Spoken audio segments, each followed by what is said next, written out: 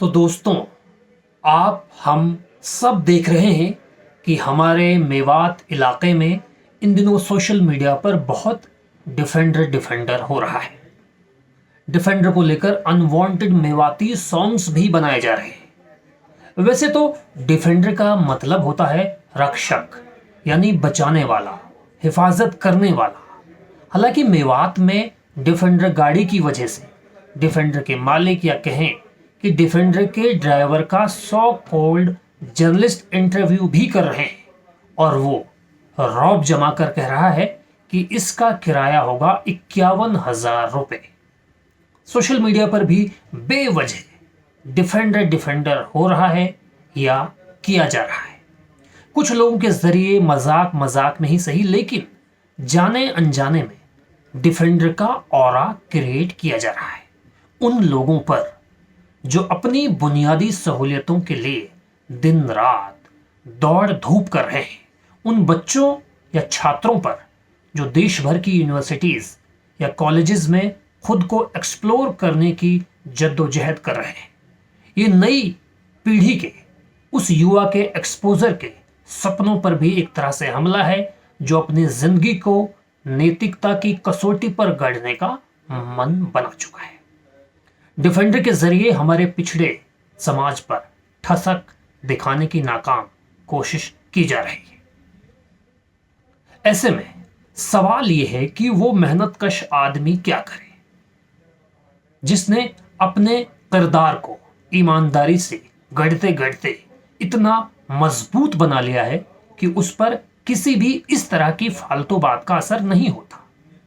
साथ ही 30 दिन बाद अपनी तनख्वाह के सहारे खुद को और अपने घर परिवार की रोजमर्रा की जरूरतों को पूरा करने का टारगेट रखने वाला शख्स भी सोचने पर मजबूर होता तो होगा। होना क्या चाहिए या होना क्या चाहिए था? अव्वल तो इस तरह की बेढंगी बात को तूल देने की जरूरत थी ही नहीं। दूसरी बात यह कि हमें ख्याल रखना होगा कि इंसान की इज्जत या उसकी गरिमा से बढ़कर कोई शय नहीं जिसको इतनी अहमियत दी जाए कि इंसान का होना ना होना कोई अहमियत ही ना रखता हो। बात यह है कि डिफेंडर ही क्या, कोई भी गाड़ी कोई भी पैसे वाला खरीद सकता है, इसमें कहीं कोई दिक्कत वाली बात है नहीं। लेकिन अगर कोई उस गाड़ी को खरीद कर समाज पर थोपे या उसके जरिए अपना ऑरा बनाए तो इसकी ना तो इजाजत ही दी जा सकती है और ना ही इस तरह के टेम्परामेंट की हिमायत ही की जानी चाहिए।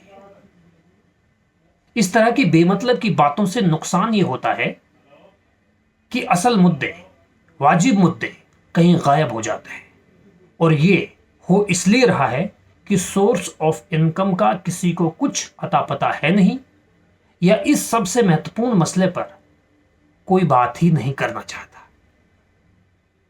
आखिर में बस यही कहूंगा कि एक कौम होने के नाते, एक इंसान होने के नाते खुद के कैरेक्टर को आपको इस कदर गढ़ना होगा कि आप पर इस तरह की किसी भी कमोडिटी का कोई असर ना हो, क्योंकि आपकी हस्ती इन सब से कहीं विशाल है। अपनी उस हैसियत के सामने जो खुदा ने आपको सौंपी है, उसको किसी भी वस्तु के सामने गिरवी कतई ना रखें।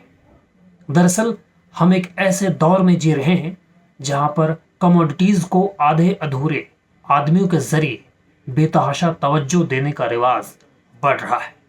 ऐसे में यह हमारा और आपका अखलाकी फर्ज बन जाता है कि सही बात की वकालत की जाती रहे। बहुत बहुत शुक्रिया।